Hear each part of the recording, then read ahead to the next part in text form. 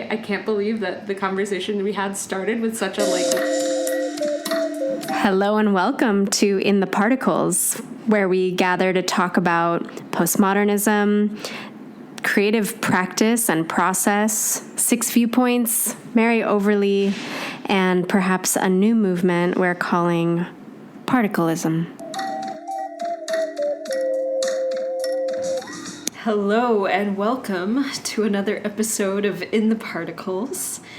This is Deborah Black. Yulim Nam and Sophia Trainer are away at the moment. Devastating.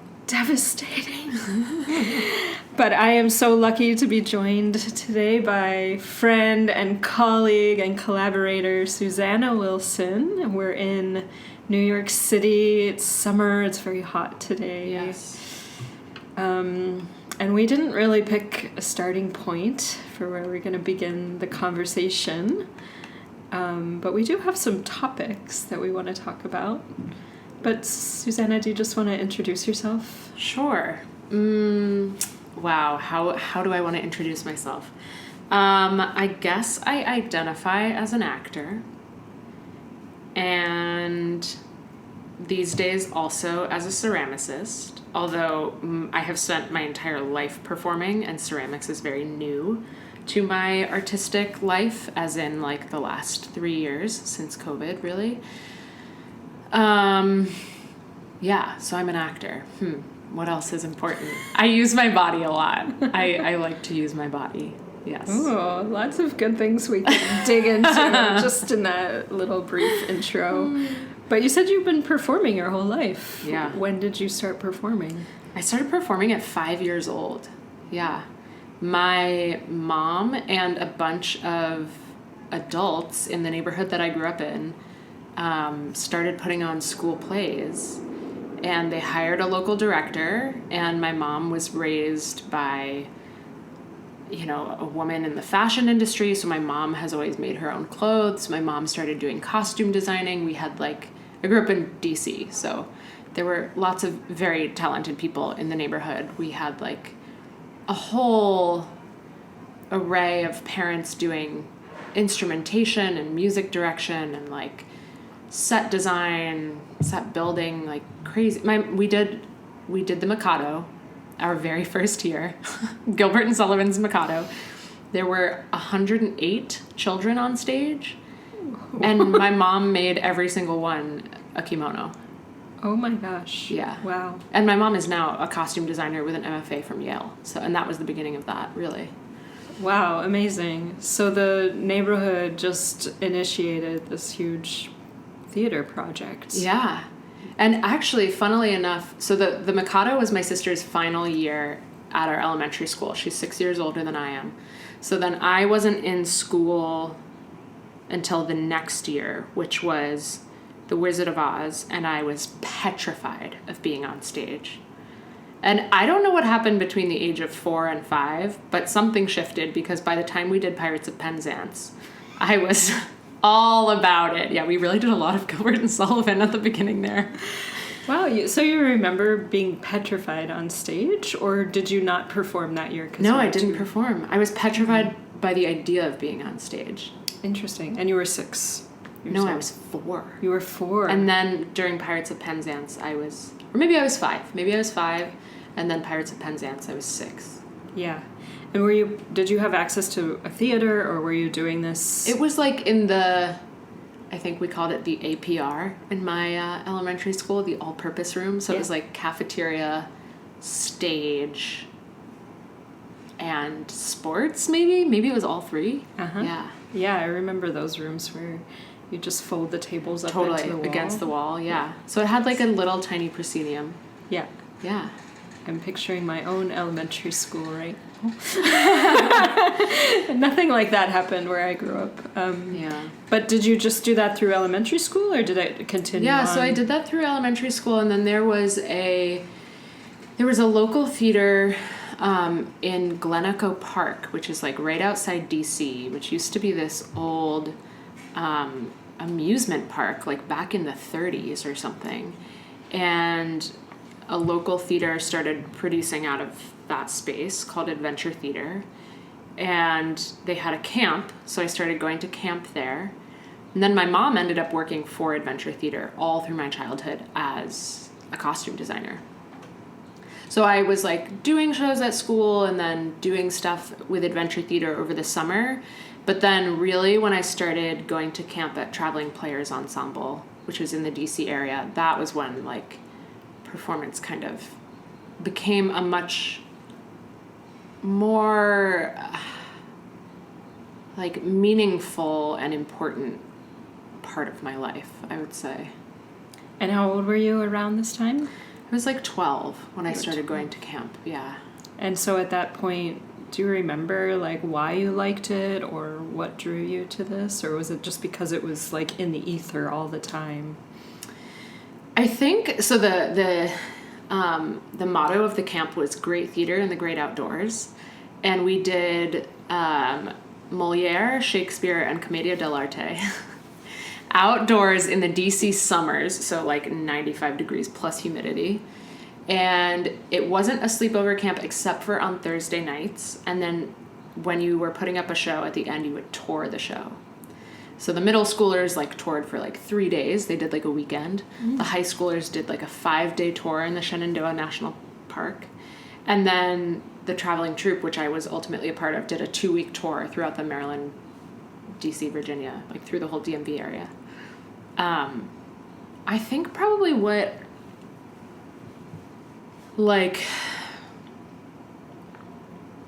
changed was, in me, I guess, was finding people who I felt more connected to. It was like suddenly performance was a vehicle for something other than just being on stage. It was like a community building enterprise or something. I'm curious, were you also studying a kind of acting, or was this really just like we put on shows and we figure it out as we go? No, it was very serious. Yeah, it was like really very adept and intelligent teaching of, like, I would argue that was the first place where I had training as an actor. All of the directors on their shows were MFA grads, which like in the early aughts, I feel like MFAs weren't then what they are now. They now feel like almost mandatory in order to do anything. Mm-hmm. And at that point, they were very much less so.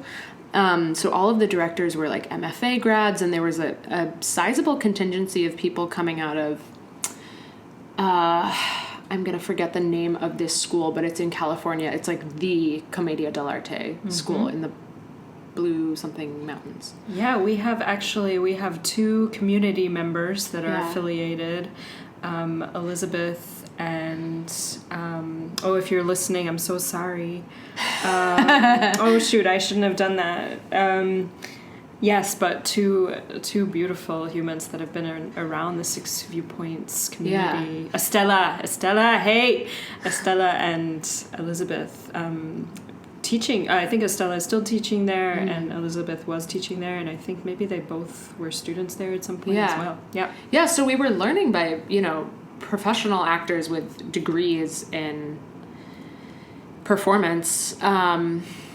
And it was a mix, again, it was the early aughts, so it was like there was definitely Stanislavski in there, but it was also just like really classical, like Shakespeare. I ended up doing a lot of Shakespeare with them, primarily, and it was a lot of really just basic, like taking apart the text and understanding it and, working on iambic pentameter, all that good stuff. So I internalized that from a really young age, from like 13, 14. Mm-hmm.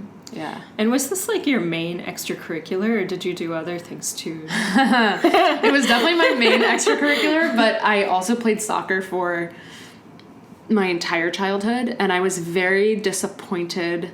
This is actually funny because it feels like it's relevant now as an adult, but like there was a moment in my childhood where I had to choose, and I was no longer allowed to like play soccer and do theater and take art class and do chorus. It was like, no, you get one extracurricular in school, and I chose theater because I was seriously interested in it. And soccer practices conflicted with school play rehearsals. And so my whole life became about theater. And hilariously, my high school had a ceramics program. They had like ceramics 1, 2, and 3. Like they had multi-levels. And I could never take a ceramics class because I chose to take acting classes. At that point, did you want to take the ceramics class? I really wanted to take ceramics classes. Oh, so you were drawn to it even back then. Oh, yeah. Interesting. Did you go to like a magnet school? Or it just had a great arts program? I went to a school that was an IB school, an International Baccalaureate school. But, you know, like outside D.C., one of the wealthiest, like public... I went to a public school, but it was one of the wealthiest counties outside D.C. In Maryland, Montgomery County. And so I just went to a really good high school that was, probably really well funded and had a lot of really cool stuff that I wanted to take part of. And it's funny to imagine what my childhood might have looked like if I had, because my sister actually applied to and went to a private school in the district in DC. And I was like, no, I'm going to go to public school. But it's interesting to think of like the alternative history where maybe I had gone to a private school that would have let me, you know, do studio art and do ceramics and do soccer and do the school plays. Like what would have happened if I could pursue all of my interests as a young person? I don't know. Yeah. I mean, is it possible? I don't know. Yeah. Is it possible? Yeah. Is it crazy? I mean, I know kids these days, they do a lot. They're overscheduled and they're busy. And it always depends on how much the parents can do with them. Anyhow, that's a little off the subject. How much can these parents do? That's a podcast about taxes or something. I don't know. It's not us. It's a podcast about the parents of the children I teach clay to in Borum Hill. Yeah, but money is a kind of particleist substance, I think. Yeah. Okay, so you knew you wanted to be an actor, or I would say I had like quite a traditional path into being an actor. In that I started performing as a child. I then went to a camp that like pretty seriously developed my interest in pursuing performance in college, which I then applied for and majored in college at Emerson College in Boston. And there, what was the training like? I'm asking these training questions. Yeah. Because we're leading up to something. It's true, obviously. Yeah. Well, there the training was, I would say, you know, it was still like a lot of Stanislavski. There were some kind of, so Emerson had 2 tracks when I was there. They only have 1 now. They had a BFA and a BA, and I chose to do the BA because I wanted to be in the honors program and go study abroad, and I also wanted more control over my schedule. And so the BA track got to kind of just pick and choose what acting classes we chose. The BFA had to do sort of a prescribed list. So I got to do a lot of stage combat. Kristen Linklater also used to be the head of the performing arts department at Emerson, so a lot of stuff was Linklater informed. Linklater is, or maybe you want to say, just in case I'll let you. It's been a while. It's like a vocal training, right? It is, yeah. She has a wonderful book, which I have not read in about 12 years. Freeing the Natural Voice, right? Correct, okay. Freeing the Natural Voice, yeah. A big yellow textbook that sits on my shelf. Yeah, and it's all about like the pebble of sound, and like it's very image based, I would say. I almost would be curious to return to it at this point because I think it's actually kind of like meditation. Yeah, I remember laying on the floor a lot and doing, I don't think I finished the course. I feel like I was doing it from the book, or maybe there were some audio recordings or something. I can't remember. This is a while ago. Yeah. Yeah, so, you know, Emerson was kind of like a mix of things. There were Meisner classes, there were like Shakespeare text classes. I did a lot of stage combat.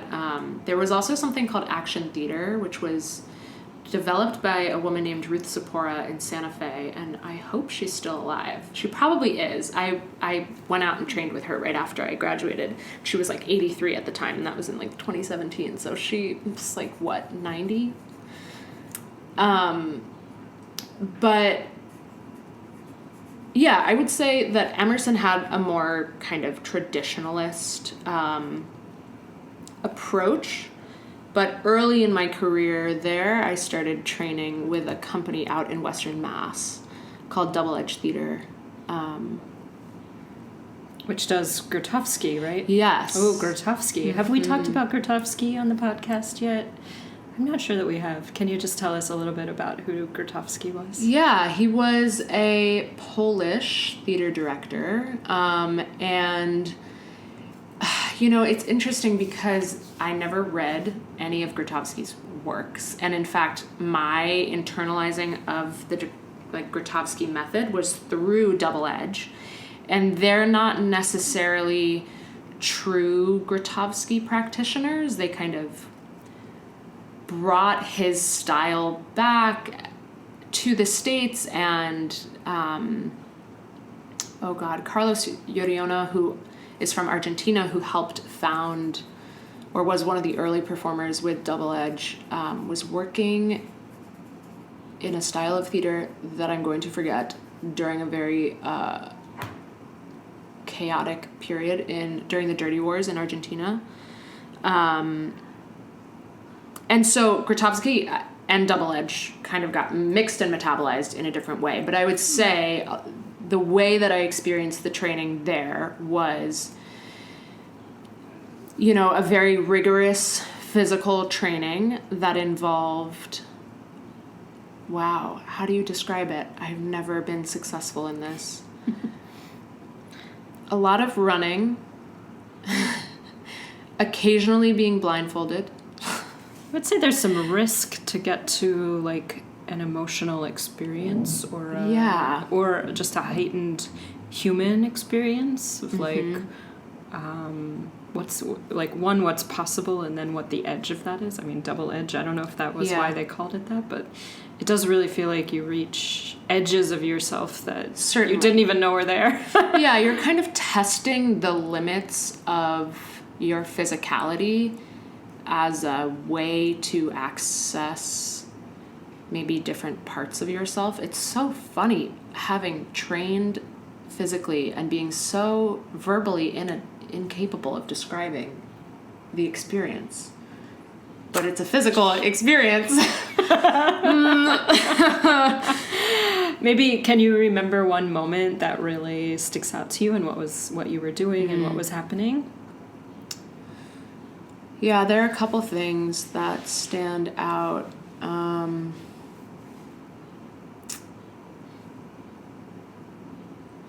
I don't know why this is the thing that's coming to mind. At the time when I was working with them, they were working with aerial equipment a lot. So there were some aerial silks that were hung for the show that we were working on that summer. And there was a lot of weight sharing and partner work also involved in the work that we were doing, which does have its roots in Grotowski. And I just remember this day where I was basically, my feet didn't touch the ground the entire time during training. I think I've told you this story because you notoriously hate being picked up. Oh. It's because I'm small. Yeah, but I remember being like lifted and passed from person to person to person and like never having my feet touch the ground and then being thrown up into one of the silks and basically being told like climb. Wow. I don't know why that's the thing that comes to mind. Well, most people have their feet on the ground. Yeah, I suppose that's true. And so, yeah, in some theater traditions, right, that extreme way of being is part of, it's about testing the limits of humanity or yourself. I don't know, maybe that's so interesting because you've also done Suzuki, which I think has a quality like that as well, which you don't leave the ground really at all, but there's still a kind of extreme quality definitely to Suzuki. But that in relationship to, let's just go back to Stanislavski, right? Like, can you just compare between maybe the Grotowski-Suzuki world of doing things and the Stanislavski? Like, yeah, I think the best way that they can be described is that Grotowski and Suzuki, I think, are a body first experience. So what do we say that is? Is that in, out? Maybe, in, out. Oh, no, wait. Or is that out, in? I always get Out, in. confused.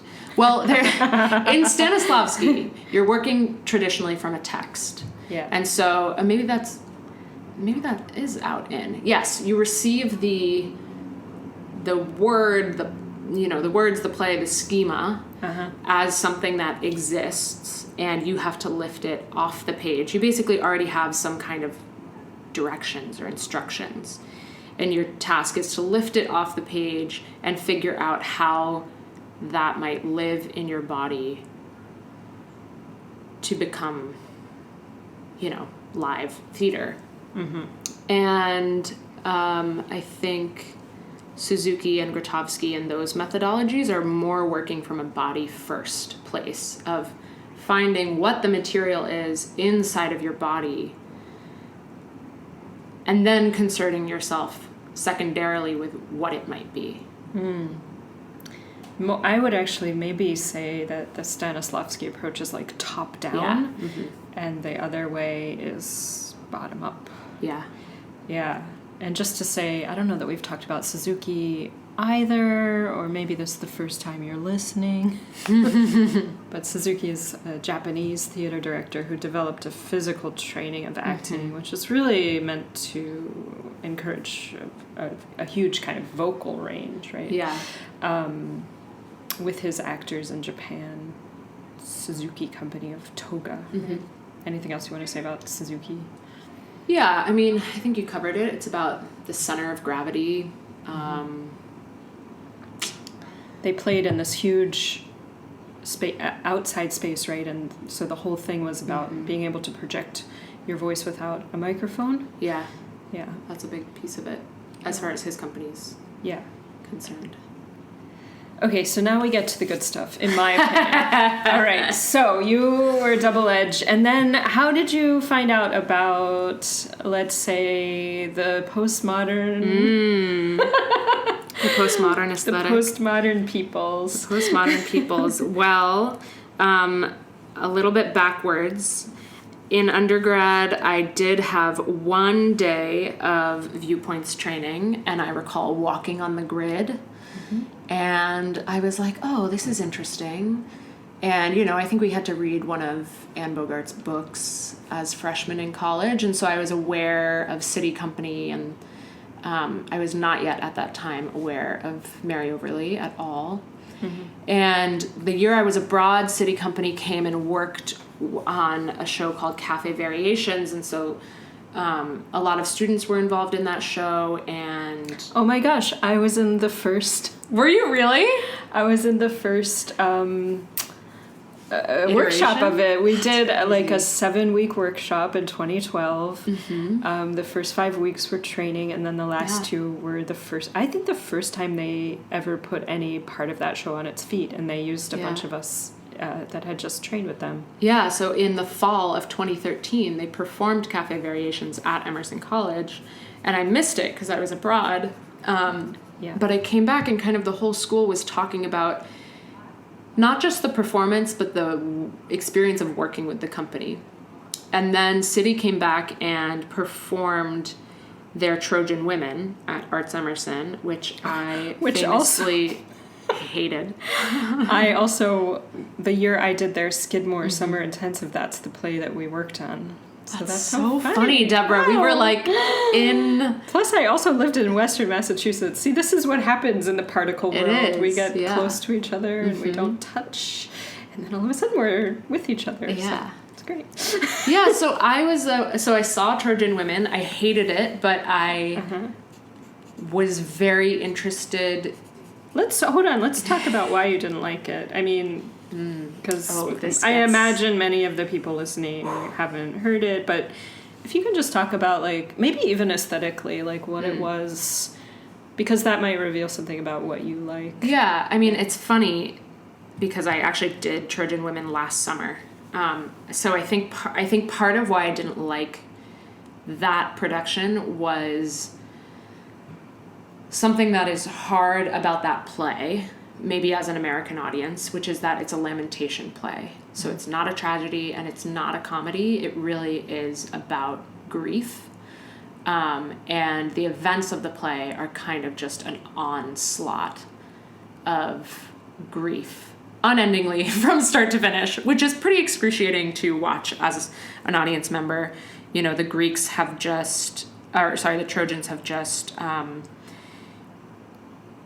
broken, you know, have used the Trojan horse to get into the city and have ransacked and killed a bunch of people, raped all the women. And it's basically Helen of Troy. No, not Helen of Troy. What am I saying? Hecuba and her daughters, Cassandra and her, you know, daughter-in-law. Basically all of the high-ranking women in a pen awaiting their fate, and many children die, and etc. So in that sense, it's a brutal play to watch. The version that City did, my recollection is that there was an enormous kind of like pit of sand, and it was like this half circle of sand, and that a lot of the physical action of the play was in kind of manipulating that sand, or like, yeah, like working through the sand. I don't know. That's my most prominent memory. My other most prominent memory is that I really disliked the performance of Hecuba, which is possibly a dangerous thing to say on this podcast. But there you are. I found it too stringent and unemotional, perhaps. Mm-hmm. And maybe is that, right, so we were just talking about Suzuki training, and one of Suzuki's most famous works, and actually what created a lot of the training, was the Trojan Women. So here's, and just a little history about City Company, is that company originated in Japan with Tadashi Suzuki. He funded the City Company for the first couple of years as Anne Bogart took on this group of actors, and brought also with her Mary's viewpoints in her own way. We already talked about this. Maybe you'll already have known this, but we're happy to talk about this more. But that, you know, there's a controversy between these two women, that the viewpoints were stolen and spread around the world by Anne Bogart in a really different form than what Mary intended, which I'm going to share eventually too, and please remind me if I don't, but a video of part of a class that I taught this past year, where I trace the reason why I believe they're two very different techniques. They start with the same origin, but they really branch apart from each other almost from the beginning. So anyhow, I don't know if there's anything you want to say about the performing of that role in relation to maybe the particular kind of viewpoints, Suzuki, that the City Company works with. Yeah, I think if I were to look back on that show now, with what vague memory I have of it, I think the physical relationship of the people on stage was probably informed by the viewpoints, and maybe specifically directed by Anne according to her interpretation of the viewpoints. And that is probably what I found most compelling about it, was how the bodies related to each other in space.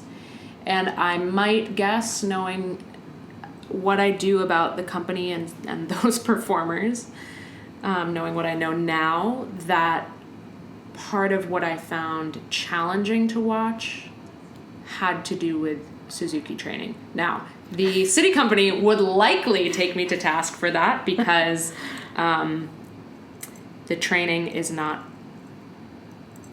I think, supposed to necessarily have an synthetic influence on the performance, but I think that's frankly bullshit. I think it does.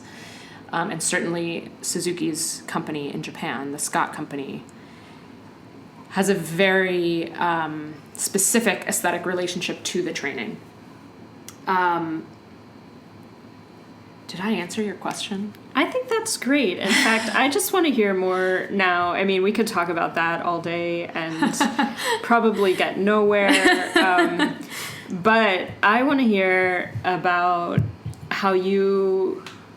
Right, this isn't a podcast about acting training, really, except that because of Mary Overlie, it isn't about actor training. Mm-hmm. But there's something bigger about what we encounter when we encounter the 6 viewpoints. Yeah. And I don't know, maybe can you talk a little bit about, so you met City Company at Emerson, and then you, at some point, you decided to go and really learn the viewpoints. I graduated and spent 2 years working in Boston, and pretty much was trying to pretty immediately find other ways to train and keep working. Mm-hmm. And I would say that I've had 2 kind of consistent themes in my... Yes, Deborah's mirroring me. I'm kind of spreading my hands apart in diverging ways. Sometimes we describe gestures, so if you can do this with us out there. You put your palms together and then spread the tips of your fingers away, make a V, and then go in 2 different directions. So my trainings, I feel like, have embodied that feeling. I have, on the one hand, quite a traditional relationship to actor training in the Stanislavski and Shakespeare of it all. And then I have a much more experimental and physical relationship to training in the Grotowski Suzuki viewpoints of it all. So, I applied to the Actors Theater of Louisville after I graduated and didn't get into that program. And the next year I was in a relationship that was falling apart, and I wanted to leave Boston, and I was looking for other places to apply to, and a bunch of my friends were in New York, and I didn't want to move to New York without a reason. So somehow the City Company came back into my awareness, and I applied to that program. And there I sat in my interview with Ellen Lauren, and she said, "You've never done this training. Why are you interested in it? And how can you possibly believe that you are basically up to the task?" And I said, "Yeah, well, you don't know me, but I do know me, and I think I'm up to the task." And, I think in some fashion articulated to them my interest in meeting those 2 kind of extremes of my interest: intense embodied physical work and more maybe classical traditional performance. Yeah. Which is a very long-winded way of saying I trained with the City Company and encountered... For a year. Yes. So important. Not just... A lot of people do like a couple weeks or a month, but Susannah spent 9 months. 9 months. Every day. 5 days a week. Yeah. And I was the only one in my cohort who didn't miss a single day of training. So I trained with them for 9 months, 5 days a week. Learned a great deal about Suzuki, and I think Suzuki was probably the work that I was most intuitively drawn to. And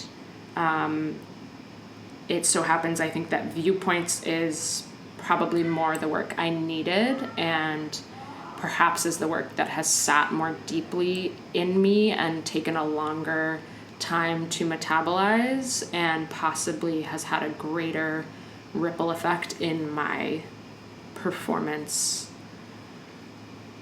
and my life as a performer. Can you talk maybe about, maybe it's like the first, I don't want to put a word in your mouth, but if there was like a revelatory moment or any kind of change that you perceived when you went back to maybe the classical text after encountering the viewpoints. Mm-hmm. I don't know, is there anything stick out to you? It took a really long time.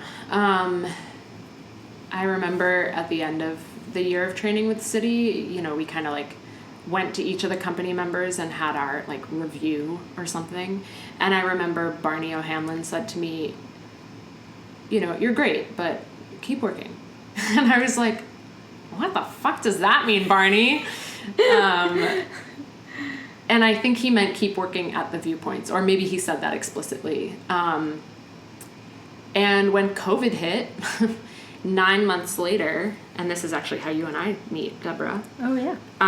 We first met in. Yes. Oh no. Well, I saw you perform with the City Company. Oh, did you? Conservatory show. Wow. So I saw you on stage, but then you came to one of my workshops. Yeah.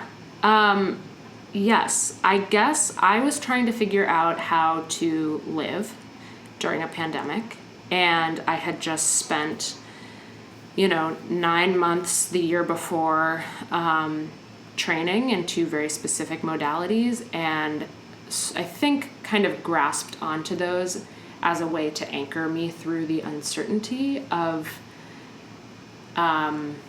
living through a pandemic. And I think what I didn't expect was, I think what I thought was going to happen was that a familiar practice and routine would help to stabilize me.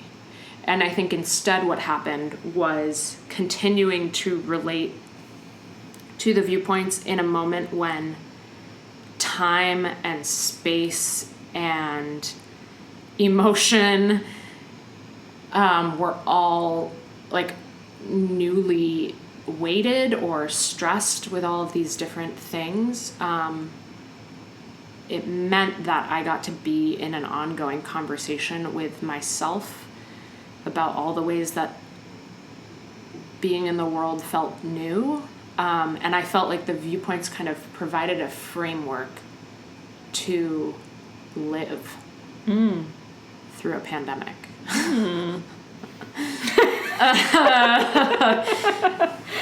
And then that's amazing. Not to say that this is a survival technique, but maybe it is. But maybe, yeah. But then after the pandemic, you get back into maybe the room with others. And is that when you started to notice it kind of... Yeah. Yeah.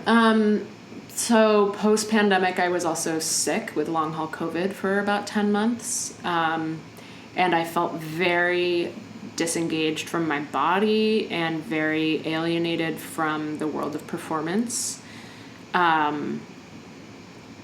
And, spent a lot of time in maybe more traditional methods, like trying to get myself back into the room, like taking a self-tape class and getting an agent and, all of those things. But then when I found myself back in the room, funnily enough, working on a project where the viewpoints were very applicable, I felt like I had, I hadn't worked in 2.5 years and I hadn't performed in 2.5 years. And yet I felt like I had all of this growth as a performer that was just like quietly happening under the surface while I was living through a pandemic and through chronic illness. That's fascinating. Yeah. Wow. Interesting. I'm sure there are many things that we could talk about in terms of like, the pandemic being a moment where if one wanted to, you could like really regulate your nervous system because you didn't have to be, out in the world in a stressful way where living in New York City, like even just like stepping outside of your home can sometimes just feel very stressful. Of course, the pandemic was stressful in many ways, but there was also an opportunity to rest and allow yourself to do less, which I'm sure had a lot of, if you were in the position where that kind of rest was available to you, a lot of people didn't have that, but that it might actually, as nervous system regulation goes, can really change a person. Yeah. Yeah.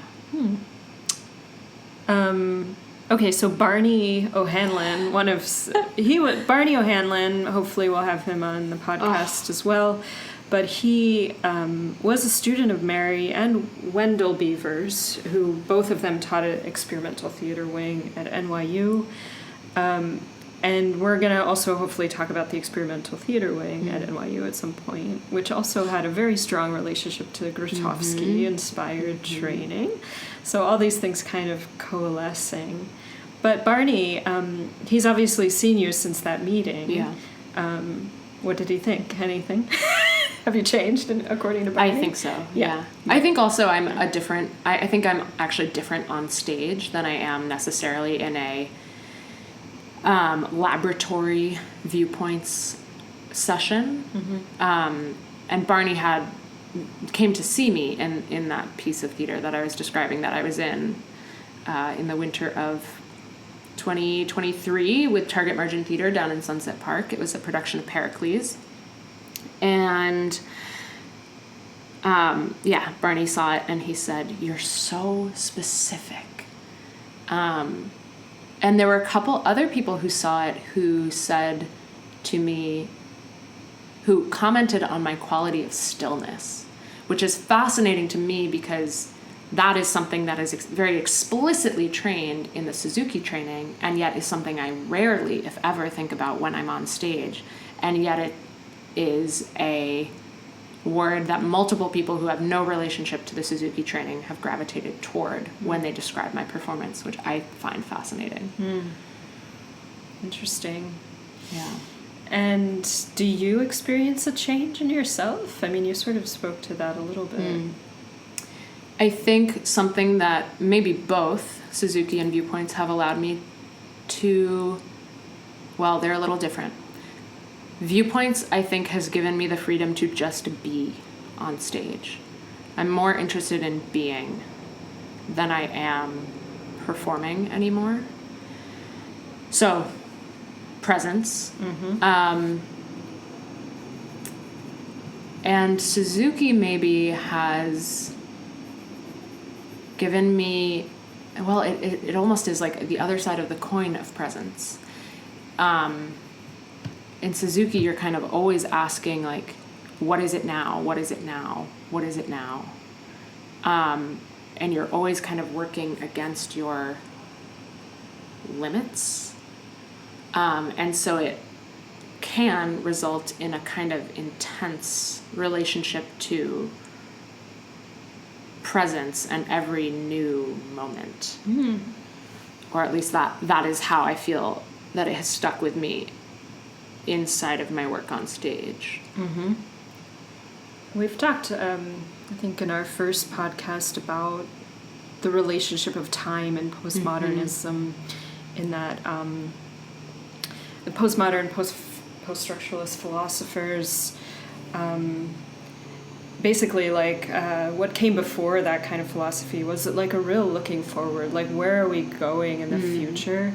And the postmodernists and post-structuralists decided to instead look back, and artists were a great example of this, like, reflect on what has already happened, instead of trying to make something new. Even though what they ended up making was new, because when you reflect on something, it changes it. But also there was an increased interest in the present moment, and this idea of the open future. So that you're not pointing to the one end result that you think is possible or most best for, you know, this universal idea that we can go towards something together and we'll all be happy. That's just not true. We don't all share the same goals and needs. And so, yeah, that happened to you is, I think that's a postmodern phenomenon. That something changed. And would you be willing to, I don't know, compare what you just talked about to maybe this idea of particlism? Yeah. That's the theme of our show. Yeah, definitely. I mean, certainly in thinking about, like, how the viewpoints helped me survive the pandemic, I think it was in that the materials were all like little life rafts, and I was able to connect to the different pieces of the world in different ways. Like maybe space felt really dangerous during the pandemic. And so maybe my relationship with space became very collapsed. But my relationship to time for a lot of the pandemic really stretched and became quite elastic. Because there was so little happening in my day-to-day life that time just kind of felt immense. And how that relates to particlism, I think, is an ability to view or experience the world through its components. And to have a relationship to multiple components at once. Yeah. Mm-hmm. Yeah. Love it. And last thing, I think, let's circle back to your more recent work with ceramics. Yeah. You wanted to do it as a kid and you didn't, and now you're doing it. Do you think of yourself as like multidisciplinary? Is there an interdisciplinary exchange? Is it more on the particle level than on the macro level? I really wonder about the interdisciplinary exchange. I feel like that is something that I have not tapped yet, but that I'm very curious about.